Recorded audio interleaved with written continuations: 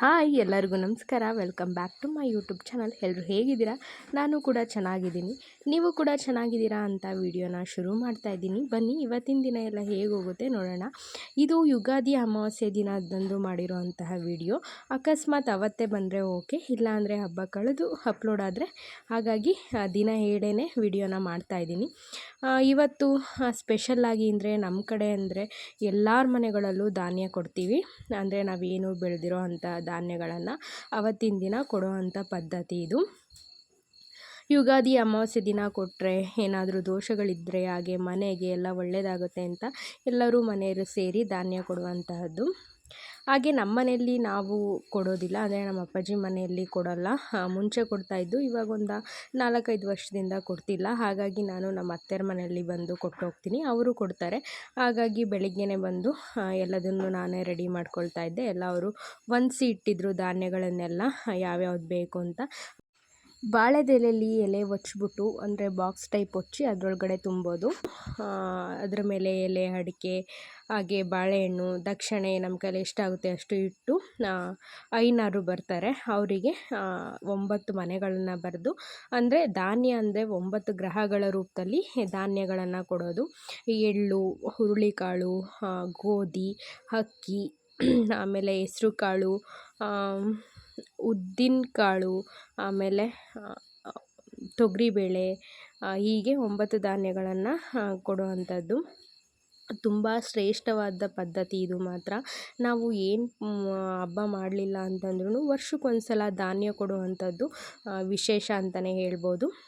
ಹೀಗೆ 9 ಮನೆಗಳನ್ನು ಬರೆದು ಅದ್ರ ಮೇಲೆ ಬಾಳೆದೆಲೆ ಎಲ್ಲ ಇಟ್ಟು ಕಳಶ ಎಲ್ಲ ಊದ್ಬಿಟ್ಟು ಅದ್ರ ಮೇಲೆ ಅಕ್ಕಿ ಎಲ್ಲ ಹಾಕಿ 9 ಮನೆಗಳಿಗೂ 9 ಥರ ಧಾನ್ಯಗಳನ್ನು ಹಾಕಿ ಪೂಜೆ ಎಲ್ಲ ಮಾಡಿಬಿಟ್ಟು, ಪೂಜೆ ಎಲ್ಲ ಮಾಡಿ ಮನೆಯವರೆಲ್ಲರೂ ಮಾಡಿ ಪೂಜೆನ ಕೊಡುವಂಥದ್ದು ತುಂಬ ಚೆನ್ನಾಗಿರುತ್ತೆ. ಹಾಗೆ ನನಗೆ ತುಂಬ ಇಷ್ಟ ಅಂತ ಹೇಳ್ಬೋದು ಈ ಹಬ್ಬ.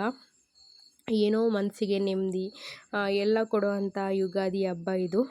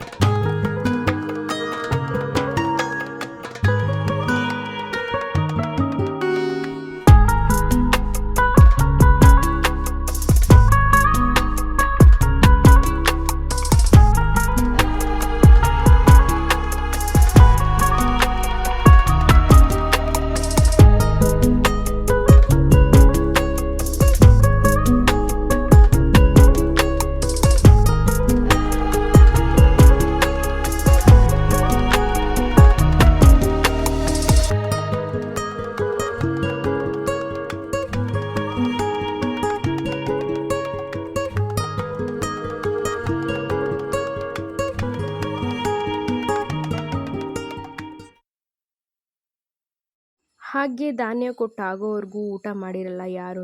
ಅಂದರೆ ಈ ಐನಾರು ಇರ್ತಾರಲ್ಲ, ಅವರು ಎಲ್ಲರ ಮನೆಗೂ ಹೋಗ್ತಾರೆ. ಅಂದರೆ ಎಲ್ಲರ ಮನೆಯಲ್ಲೂ ಧಾನ್ಯ ಕೊಡ್ತಿರ್ತಾರಲ್ಲ, ಹಾಗಾಗಿ ಸ್ವಲ್ಪ ತಡ ಆಗುತ್ತೆ ಎಲ್ಲರ ಮನೆಗೂ ಹೋಗಿ ಬರುವಂಥದ್ದು. ಯಾರು ಫಸ್ಟು ಹೋಗಿ ಕರ್ಕೊಂಬರ್ತಾರೆ ಅವ್ರ ಮನೆಯಲ್ಲಿ ಬೇಗ ಧಾನ್ಯ ಕೊಟ್ಟಾಗುತ್ತೆ. ನಾವು ಕಂಪ್ಲೀಟ್ ಧಾನ್ಯ ಎಲ್ಲ ಕೊಟ್ಟಾಗೋ ಅಷ್ಟರಲ್ಲಿ ಸುಮಾರು 12 ಗಂಟೆ ಆಯಿತು. 12 ಗಂಟೆವರೆಗೂ ಯಾರೂ ಊಟ ತಿಂಡಿ ಏನೂ ಮಾಡಿರಲಿಲ್ಲ. ಊಟಕ್ಕೆ ಅಂತ ಪಾಯಸ, ಅನ್ನ, ಸಾಂಬಾರು, ಕೋಸಂಬರಿ ಮಾಡಿದ್ದು. ಯಾಕಂತಂದರೆ ಅವತ್ತು ಮಾರನೇ ದಿನವೇ ಹಬ್ಬ ಇರೋದ್ರಿಂದ ಒಬ್ಬಟ್ಟು ಏನೂ ಮಾಡೋದಿಲ್ಲ. ಇಷ್ಟೇ ಇದಕ್ಕೆ ಈ ಹಬ್ಬಕ್ಕೆ ಮಾಡುವಂಥದ್ದು. ಹಾಗೆ ನಾನು ಹಾಗೆ ನಮ್ಮ ಭಾವ, ಅಕ್ಕ ಎಲ್ಲರೂ ಇದ್ದರು. ನಮ್ಮ ಅತ್ತೆ, ಮಾವ ಎಲ್ಲರೂ ಪೂಜೆನ ಮಾಡ್ತಾಯಿದ್ವಿ. ಸ್ಪೆಷಲಿ ಏನು ಅಂತ ಅಂದರೆ ಮಕ್ಳುಗಳಿಗೆ ಕೈಲಿ ಪೂಜೆ ಎಲ್ಲ ಮಾಡಿಸಿ ಅವ್ರ ಕೈಲಿ ಧಾನ್ಯ ಕೊಟ್ಟರೆ ತುಂಬ ಒಳ್ಳೆಯದು ಅಂತ ಹೇಳ್ತಾರೆ. ನಾವು ಚಿಕ್ಕವರಿದ್ದಾಗ ನಮ್ಮ ಅಪ್ಪ, ಅಮ್ಮ, ನಮ್ಮ ತಾತ, ಅಜ್ಜಿ ಎಲ್ಲ ನಮ್ಮ ಕೈಲಿ ಪೂಜೆ ಎಲ್ಲ ಮಾಡಿಸಿ ನಮ್ಮ ಕೈಲಿ ಕೊಡಿಸೋರು. ಹಾಗಾಗಿ ಈ ಹಬ್ಬದಲ್ಲಿ ಎಲ್ಲರೂ ಧಾನ್ಯ ಕೊಡೋದು ಅಂದರೆ ಮನೇಲಿರ್ತಾರೆ, ಎಲ್ಲರೂ ಇದ್ದಾಗ ಧಾನ್ಯ ಕೊಟ್ಟರೆ ತುಂಬ ಒಳ್ಳೆಯದಾಗುತ್ತೆ ಅಂತ ಹೇಳ್ತಾರೆ.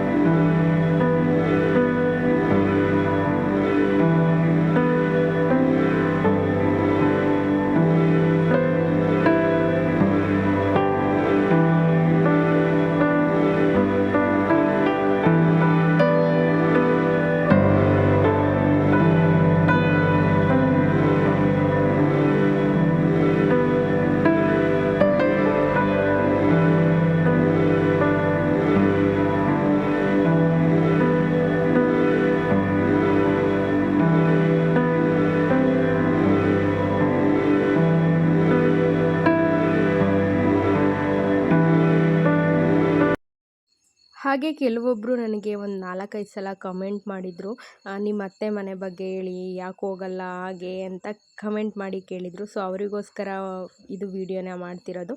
ಹೋಗ್ತಾ ಇರ್ತೀನಿ, ಬರ್ತಾ ಇರ್ತೀನಿ, ಬಟ್ ವೀಡಿಯೋ ಮಾಡೋಕ್ಕೆ ಹೋಗೋದಿಲ್ಲ. ಒಂದು ಒಳ್ಳೆ ಸಂದರ್ಭ ಬರಲಿ ಮಾಡಿ ಹೇಳೋಣ ಅಂತ ಅವರು ಕಮೆಂಟ್ಸ್ಗಳಿಗೆ ನಾನು ಉತ್ತರನ ಕೊಟ್ಟಿರಲಿಲ್ಲ. ಹಾಗಾಗಿ ಅವರೇನಾದರೂ ನೋಡ್ತಾ ಇದ್ದರೆ ನೋಡ್ಬೋದು. ನಮ್ಮ ಅತ್ತೆ, ನಮ್ಮ ಮಾವ, ನಮ್ಮ ಅಕ್ಕ, ನಮ್ಮ ಭಾವ, ಹಾಗೆ ನಮ್ಮ ಮನೆ ಮಕ್ಕಳುಗಳು, ಹಾಗೆ ನನ್ನ ಮೈದ್ನ ಎಲ್ಲರೂ ಇದ್ದೀವಿ. ನೋಡಿ ಅವರು ತುಂಬ ಒಂದು 4-5 ಸಲ ಪಾಪ ರಿಪೀಟ್ ಕಮೆಂಟ್ ಮಾಡಿದರು, ಹೇಳಿ ಹೇಳಿ ಹೇಳಿ ಅಂತ.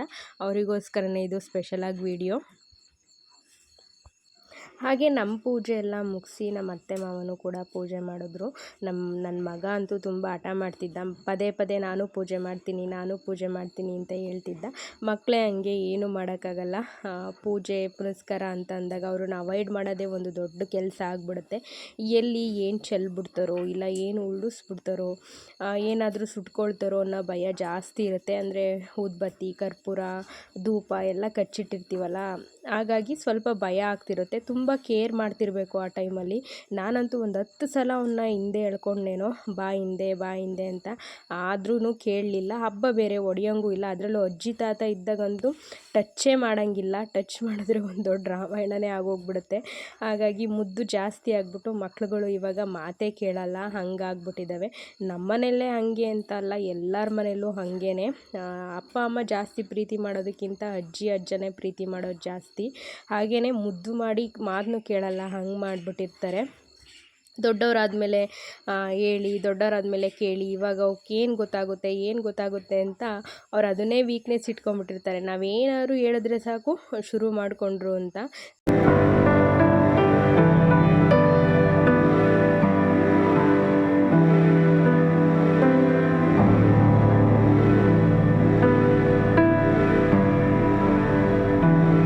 ಹಾಗೆ ಪೂಜೆ ಎಲ್ಲ ಮುಗಿಸ್ಕೊಂಡು ಎಲ್ಲರೂ ಊಟ ಮಾಡಿಕೊಂಡು ನಾನು ಸ್ವಲ್ಪ ಮನೆಗೆ ಹೊರಟೆ. ಅಂತಂದರೆ ನಾಳೆ ಹಬ್ಬ ಇರೋದ್ರಿಂದ ಅಲ್ಲೂ ಸ್ವಲ್ಪ ಪ್ರಿಪ್ರೇಷನ್ ಮಾಡ್ಕೋಬೇಕಿತ್ತು. ಹಾಗೆ ಸ್ವಲ್ಪ ಕೆಲಸಕ್ಕೆ ಜನ ಕೂಡ ಬಂದಿದ್ದರು, ಅವರಿಗೂ ಕೂಡ ಊಟ ಬಡಿಸ್ಬೇಕಿತ್ತು. ಹಾಗಾಗಿ ನಾನು ಬೇಗ ಮನೆ ಹತ್ರ ಹೊರಟೆ. ಇವತ್ತಿನ ವಿಡಿಯೋ ಇದಾಗಿತ್ತು. ಪ್ಲೀಸ್ ಹೋಗಿ ವಿಡಿಯೋನ ನೋಡಿ, ಹಾಗೆ ಲೈಕ್ ಮಾಡಿ, ಶೇರ್ ಮಾಡಿ. ಹಾಗೆ ಹೊಸ್ದಾಗಿ ವಿಡಿಯೋ ನೋಡ್ತಾ ಇರೋರು ಪ್ಲೀಸ್ ವಿಡಿಯೋನ ಸಬ್ಸ್ಕ್ರೈಬ್ ಮಾಡಿಕೊಂಡು ವಿಡಿಯೋನ ನೋಡಿ. ಹಾಗೆ ನಿಮ್ಮ ಸಪೋರ್ಟ್ ಬೇಕು. Bye friends.